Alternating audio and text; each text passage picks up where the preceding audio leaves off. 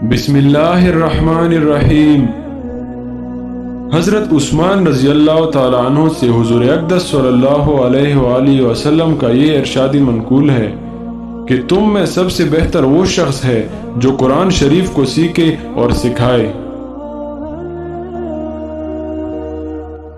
ابو سعید رضی اللہ تعالیٰ عنہ سے حضور اکرم صلی اللہ علیہ وآلہ وسلم کا ارشاد منقول ہے کہ حق سبحانہ و تقدس کا یہ فرمان ہے کہ جس شخص کو قرآن شریف کی مشغولی کی وجہ سے ذکر کرنے اور دعائیں مانگنے کی فرصت نہیں ملتی، میں اس کو سب دعائیں مانگنے والوں سے زیادہ عطا کرتا ہوں، اور اللہ تعالیٰ شانہ کے کلام کو سب کلاموں پر ایسی ہی فضیلت ہے جیسے کہ خود حق تعالیٰ شانہ کو تمام مخلوق پر۔ عقبہ بن عامر رضی اللہ تعالیٰ عنہ کہتے ہیں کہ نبی کریم صلی اللہ علیہ وآلہ وسلم تشریف لائے، ہم لوگ صفہ میں بیٹھے تھے۔ آپ نے فرمایا کہ تم میں سے کون شخص اس کو پسند کرتا ہے کہ علی الصبا بازار بدھان یا عقیق میں جاوے اور 2 اونٹنیاں عمدہ سے عمدہ بلا کسی قسم کے گناہ اور قطع رحمی کے پکڑ لائے۔ صحابہ رضی اللہ تعالیٰ عنہ نے عرض کیا کہ اس کو تو ہم میں سے ہر شخص پسند کرے گا۔ حضور صلی اللہ علیہ وآلہ وسلم نے فرمایا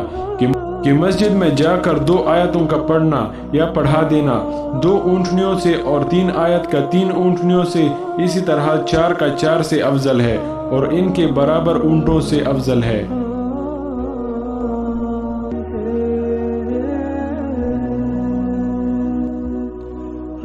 حضرت عائشہ رضی اللہ تعالیٰ عنہ نے حضور اقدس صلی اللہ علیہ وآلہ وسلم کا یہ ارشاد نقل کیا ہے کہ قرآن کا ماہر ان ملائکہ کے ساتھ ہے جو میر منشی ہے اور نکار ہے، اور جو شخص قرآن شریف کو اٹکتا ہوا پڑھتا ہے اور اس میں دقت اٹھاتا ہے اس کو دوہرا اجر ہے۔